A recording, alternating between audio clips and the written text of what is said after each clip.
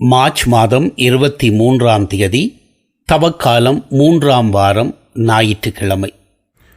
அன்புக்குரியவர்களே, லூக்கா நற்செய்தியாளர் ஒரு எழுத்தாளர் என்கின்ற முறையில் தன் நற்செய்தியில் பல்வேறு வகையான இலக்கிய யுக்திகளை, லிட்ரரி டெக்னிக்ஸ் என்று சொல்வார்கள், இந்த யுக்திகளை பயன்படுத்துகின்றார்.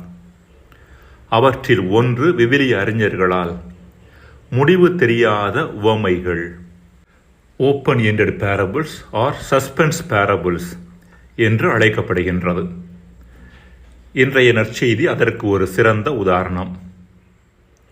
அத்திமரம் மேலும் ஓராண்டு நீட்டிப்பு பெற்ற பின்பு கனி கொடுத்ததா இல்லையா என்ற செய்தியையோ, அல்லது அம்மரம் வெட்டப்பட்டதா இல்லையா என்ற செய்தியையோ லூக்கா நமக்கு தரவில்லை. இந்த இலக்கிய யுக்திக்கான இன்னொரு உதாரணம், ஊதாரிமைந்தன் உவமையில் மூத்த மகன் தன் தந்தையின் அழைப்பை ஏற்று வீட்டிற்குள் சென்றானா இல்லையா என்கின்ற முடிவை தராமலேயே லூக்கா உவமையை முடித்து விடுகின்றார்.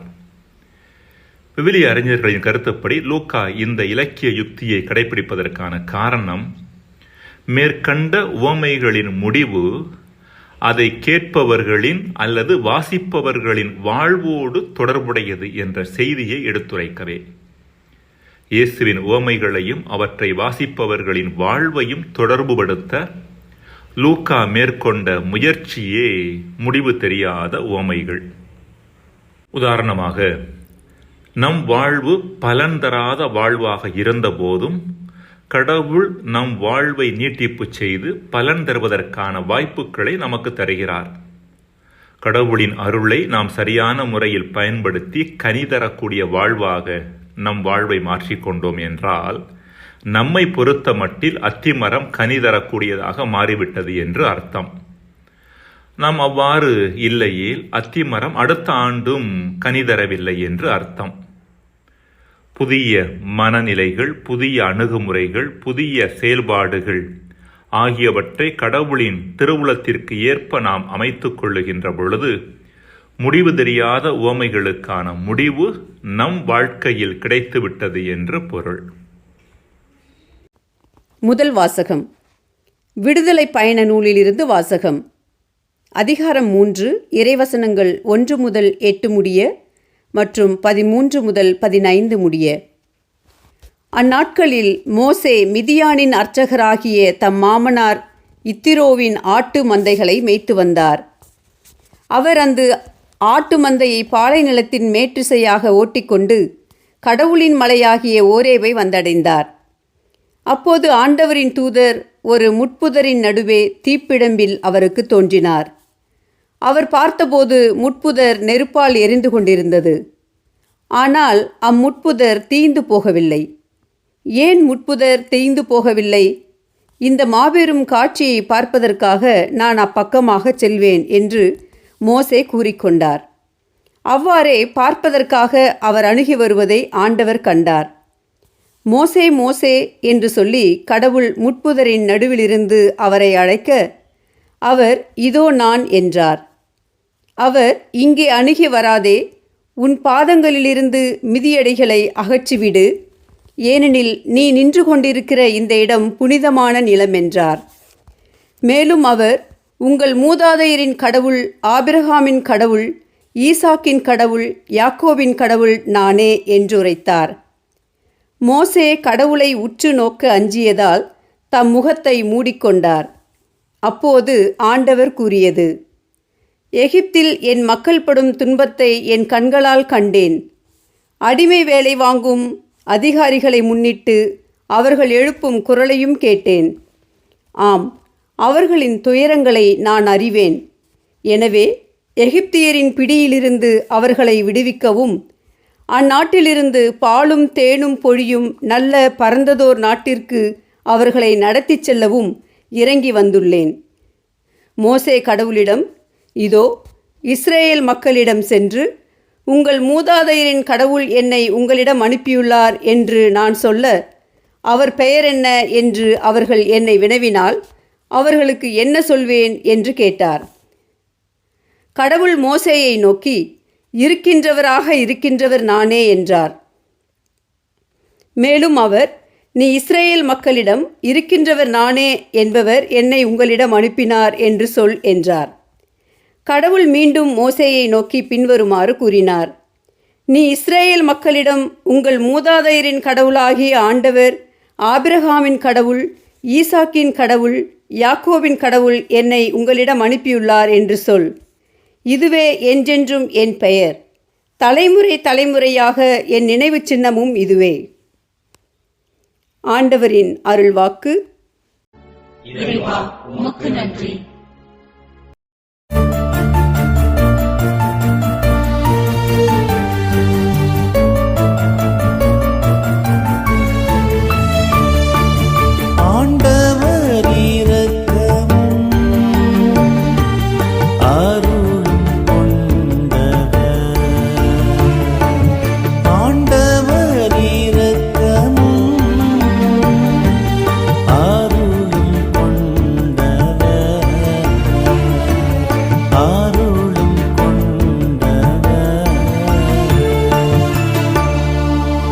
என்னுயிரே ஆண்டவரை போற்றிடு, என் முழு உளமே அவரது திருப்பெயரை ஏத்திடு. என்னுயிரே ஆண்டவரை போற்றிடு, அவருடைய கனிவான செயல்கள் அனைத்தையும் மறவாதே. ஆண்டவர் இரக்கமும் அருளும் கொண்டவர், ஆண்டவர் இரக்கமும் அருளும் கொண்டவர், அருளும் கொண்டவர். அவர் உன் குற்றங்களை எல்லாம் மன்னிக்கின்றார், உன் நோய்களை எல்லாம் குணமாக்குகின்றார். அவர் உன் உயிரை படுகொழியினின்று மீட்கின்றார். அவர் உனக்கு பேரன்பையும் இரக்கத்தையும் மணிமுடியாக சூட்டுகின்றார். ஆண்டவர் இரக்கமும்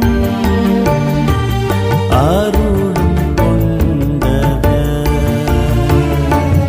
ஆண்டவர் இரக்கமும் அருளும் கொண்டவர், அருளும் கொண்டவர். ஆண்டவரின் செயல்கள் நீதியானவை, ஒடுக்கப்பட்டோர் அனைவருக்கும் அவர் உரிமைகளை வழங்குகின்றார். அவர் தம் வழிகளை மோசேக்கு வெளிப்படுத்தினார். அவர் தம் செயல்களை இஸ்ரவேல் மக்கள் காணும்படி செய்தார். ஆண்டவர் இரக்கமும் அருளும் கொண்டவர், ஆண்டவர் இரக்கமும் அருளும் கொண்டவர், அருளும் கொண்டவர். ஆண்டவர் இரக்கமும் அருளும் கொண்டவர், நீடிய பொறுமையும் பேரன்பும் உள்ளவர். அவர் தமக்கு அஞ்சுவோர்க்கு காட்டும் பேரன்பு மண்ணினின்று விண்ணளவு போன்று உயர்ந்தது. ஆண்டவர் இரக்கமும் அருளும் கொண்டவர், ஆண்டவர் இரக்கமும்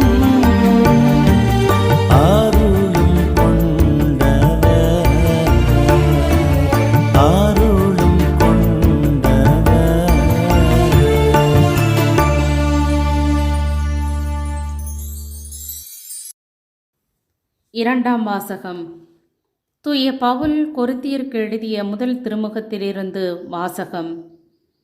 அதிகாரம் 10, இறை வார்த்தைகள் 1-6, 10-12 முடிய. சகோதரர் சகோதரிகளே, நீங்கள் ஒன்றை அறிந்திருக்க வேண்டும் என விரும்புகிறேன். நம் முன்னோர் அனைவரும் மேகத்தின் கீழ் வழி நடந்தனர். அவர்கள் அனைவரும் கடலை கடந்து சென்றனர். அவர்கள் அனைவரும் மோசேயோடு இணைந்திருக்கும்படி மேகத்தாலும் கடலாலும் திருமுழுக்கு பெற்றார்கள். அவர்கள் அனைவரும் ஒரே ஆன்மீக உணவை உண்டனர். அவர்கள் அனைவரும் ஒரே ஆன்மீக பானத்தை பருகினர்.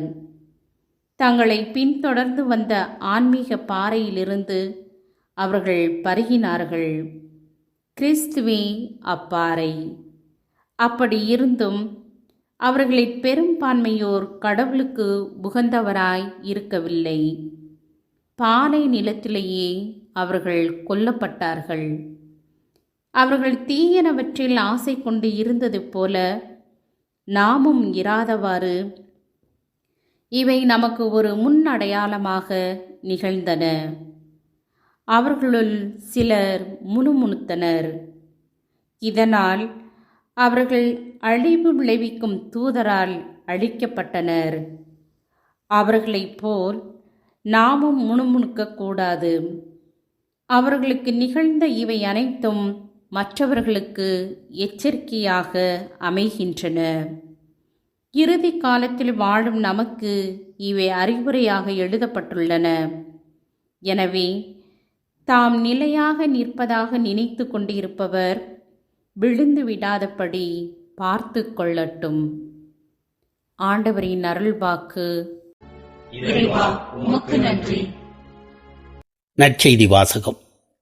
மனம் மாறாவிட்டால் நீங்கள் அனைவரும் அப்படியே அழிவீர்கள். லூக்கா எழுதிய தூய நற்செய்தியிலிருந்து வாசகம். அதிகாரம் 13, வசனங்கள் 1-9 வரை. அக்காலத்தில் சிலர் இயேசுவிடம் வந்து, பலி செலுத்திக் கொண்டிருந்த கலிலேயரை பிலாத்து கொன்றான் என்ற செய்தியை அறிவித்தனர். அவர் அவர்களிடம் மறுமொழியாக, இக்கலிலேயருக்கு இவ்வாறு நிகழ்ந்ததால் இவர்கள் மற்றெல்லா கலிலேயரையும் விட பாவிகள் என நினைக்கிறீர்களா? அப்படியல்ல என உங்களுக்கு சொல்லுகிறேன். மனம் மாறாவிட்டால் நீங்கள் அனைவரும் அவ்வாறே அழிவீர்கள். சீலோவாமிலே கோபுரம் விழுந்து 18 பேரை கொன்றதே, அவர்கள் எருசலேமில் குடியிருந்த மற்ற எல்லாரையும் விட குற்றவாளிகள் என நினைக்கிறீர்களா? அப்படியல்ல என உங்களுக்கு சொல்லுகிறேன். மனம் மாறாவிட்டால் நீங்கள் அனைவரும் அப்படியே அழிவீர்கள் என்றார். மேலும் இயேசு இந்த உவமையை கூறினார். ஒருவர் தம் திராட்சை தோட்டத்தில் அத்திமரம் ஒன்றை நட்டு வைத்திருந்தார். அவர் வந்து அதில் கனியை தேடிய போது எதையும் காணவில்லை. எனவே அவர் தோட்டத் தொழிலாளர்களிடம், பாரும், 3 ஆண்டுகளாக இந்த அத்திமரத்தில் கனியை தேடி வருகிறேன், எதையும் காணவில்லையே. ஆகவே இதை வெட்டிவிடும், இடத்தை ஏன் அடைத்துக் கொண்டிருக்க வேண்டும் என்றார். தொழிலாளர்கள் மறுமொழியாக, ஐயா, இந்த ஆண்டும் இதை விட்டு வையும். நான் இதை சுற்றிலும் கொத்தி எரு போடுவேன். அடுத்த ஆண்டு கனி கொடுத்தால் சரி, இல்லையானால் இதை வெட்டிவிடலாம் என்று அவரிடம் கூறினார். ஆண்டவரின் அருள்வாக்கு. கிறிஸ்துவே, உமக்கு புகழ். அன்புக்குரியவர்களே, பங்கு ஒன்றில் இருந்த ஆலயம் பழையதாக இடிக்கப்பட வேண்டிய நிலையில் இருந்தது. ஒரு முறை பங்கு பேரவை கூட்டத்தில் பேசிய பங்கு தந்தை ஆலயத்தின் பழுதடைந்த நிலைமையை எடுத்து கூறி புதிய ஆலயம் கட்டப்பட வேண்டியதன் தேவையை எடுத்து கோரினார். அதற்கு பங்கு பேரவை உறுப்பினர்கள் நிச்சயமாக புதிய ஆலயம் கட்டப்பட வேண்டும் என்றும், ஆலயத்திற்கு வேறு இடம் இல்லாததால் தற்போது ஆலயம் இருக்கும் அதே இடத்திலேயே புதிய ஆலயத்தை கட்டலாம் என்றும் கருத்து தெரிவித்தனர். அப்பொழுது ஒரு சிலர் எழுந்து, புதிய ஆலயம் கட்டப்படும் வரை நம் வழிபாட்டிற்கு என்று ஒரு இடம் தேவைப்படுகிறது. எனவே புதிய ஆலயம் கட்டிப்பிடிக்கப்படும் வரை பழைய ஆலயம் அப்படியே இருக்க வேண்டும் என்று சொன்னார்களாம். இறுதியில் பங்கு பேரவையில் கீழ்கண்டவாறு தீர்மானம் இயற்றப்பட்டது. பங்கிற்கென்று ஒரு புதிய ஆலயம் கட்டப்பட வேண்டும். இந்த புதிய ஆலயம் பழைய ஆலயம் இருக்கின்ற அதே இடத்திலேயே கட்டப்பட வேண்டும். புதிய ஆலயம் கட்டி முடிக்கப்படும் வரை பழைய ஆலயம் இடிக்கப்படக்கூடாது என்று தீர்மானம் இயற்றப்பட்டதாம். பங்கு பேரவையின் தீர்மானம் கொஞ்சம் முட்டாள்தனமானது போன்று தோன்றினாலும் உண்மை நிலவரம் என்னவென்றால் இதே ஒரு முட்டாள்தனத்தை நாம் நம் வாழ்வில் செய்து கொண்டிருக்கிறோம் என்பதுதான். கிறிஸ்தவர்களாகிய நம்மில் பலர் நம் வாழ்வு புதியதாக, நல்லதாக, நலமானதாக, கிறிஸ்துவின் மதிப்பீடுகளை மையப்படுத்தியதாக மாற வேண்டும் என்று விரும்புகின்றோம். இத்தகைய நல்ல விருப்பங்கள் நம்மிடம் இருந்தாலும் நம்மில் இருக்கும் பழைய பாவ மனநிலைகள், தவறான செயல்பாடுகள், எதிர்மறையான எண்ணங்கள் முதலியவற்றை விட்டுவிட நாம் விரும்புவது இல்லை. தவறான பழைய காரியங்களை தவிர்க்கும் போது மட்டுமே நலமான புதிய வாழ்வு நமதாகும் என்ற அடிப்படை உண்மையை மறந்துவிடுகின்றோம். இப்படிப்பட்ட நமது மனநிலைக்கும் பழைய ஆலயத்தின் இடத்திலேயே புதிய ஆலயத்தை கட்ட முயற்சிக்கும் முட்டாள்தனத்திற்கும் அதிக வித்தியாசம் இல்லை. மனமாற்றம் என்பது தவறான பழையவற்றை தவிர்ப்பது, நலமான புதியவற்றை நமதாக்குவது. இறைவனை அணுகிச் செல்வதற்கு நம் பழைய பாவ வாழ்வு தடையாக இருப்பதன் காரணமாகவே அவரை அணுகி அனுபவிக்கும் பொருட்டு நம் பழைய வாழ்வை விட்டுவிடுவது அவசியமான ஒன்றாக இருக்கின்றது. எரிகின்ற முட்செடியில் வெளிப்பட்ட இறைவனின் பிரசன்னத்தை கண்டுகொள்ள மோசே அதன் அருகில் சென்ற பொழுது, கடவுள் இங்கே அணுகி வராதே, உன் பாதங்களில் இருக்கும் மிதியடிகளை அகற்றிவிடு, ஏனெனில் நீ நின்று கொண்டிருக்கின்ற இந்த இடம் புனிதமான இடம் என்று சொல்வதாக நாம் வாசிக்கின்றோம். திரு அவை தந்தையர்களில் ஒருவரான நிஸ்ஸா நகரத்து புனித கிரகோரியார், saint Gregory of Nyssa, one of the church fathers, தனது லைஃப் ஆஃப் மோசஸ் என்ற புத்தகத்தில் மோசையின் வாழ்வை ஒரு ஆன்மீக பயணமாக உருவகித்து எழுதுகின்றார்.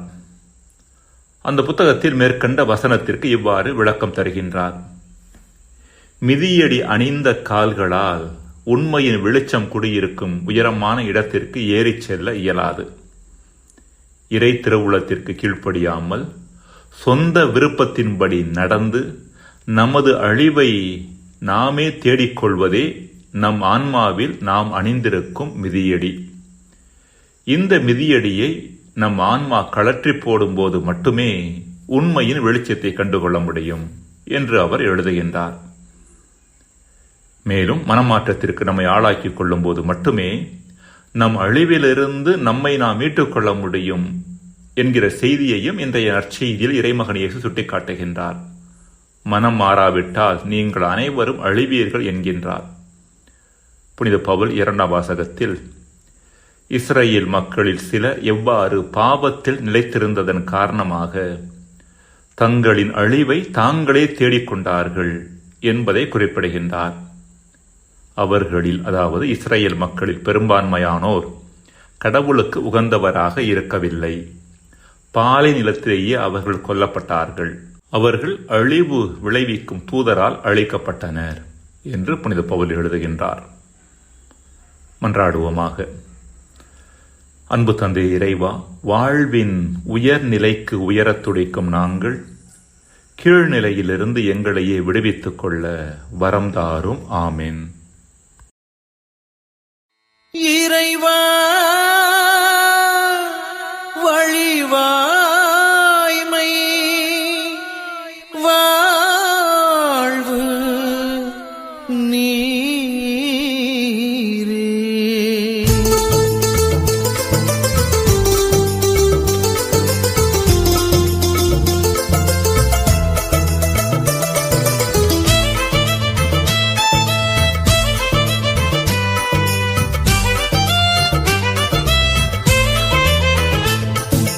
அத்திமரம் போல் எத்தனை பேர்கள் வாழுகிறார்கள். தினம் அர்த்தமில்லாமல் கர்த்தரில்லாமல் வாழுகிறார்கள். அத்திமரம் போல் எத்தனை பேர்கள் வாழுகிறார்கள். தினம் அர்த்தமில்லாமல் கர்த்தரில்லாமல் வாழுகிறார்கள்.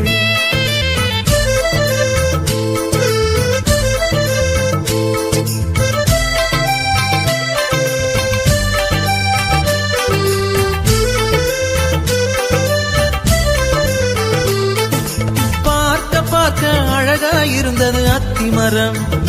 இயேசு ஆசையோடு கனியை தேடினார், ஏமாற்றம். பார்க்க பார்க்க அழகாயிருந்தது அத்திமரம். இயேசு ஆசையோடு கனியை தேடினார், ஏமாற்றம். இப்படித்தானே மனிதர்கள் வாழும் வாழ்க்கை பல வேஷம். இப்படித்தானே மனிதர்கள் வாழும் வாழ்க்கை பல வேஷம். அத்திமரம் போல், ஆஹா அத்திமரம் போல் எத்தனை பேர்கள் வாழுகிறார்கள். தினம் அர்த்தமில்லாமல் கர்த்தரில்லாமல் வாழுகிறார்கள்.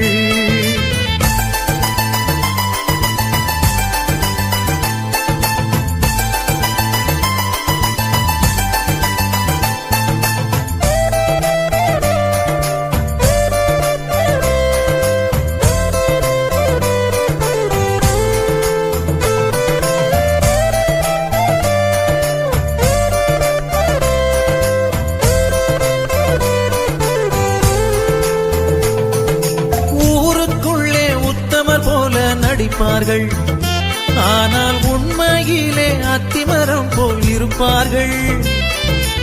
ஊருக்குள்ளே உத்தமர் போல நடிப்பார்கள், ஆனால் உண்மையிலே அத்திமரம் போல் இருப்பார்கள். பேசுவதெல்லாம் வேதங்கள், போடுவதெல்லாம் வேஷங்கள். பேசுவதெல்லாம் வேதங்கள், போடுவதெல்லாம் வேஷங்கள். அத்திமரம் போல், ஆஹா அத்திமரம் போல் எத்தனை பேர்கள் வாழுகிறார்கள். தினம் அர்த்தமில்லாமல் கர்த்தரில்லாமல் வாழுகிறார்கள்.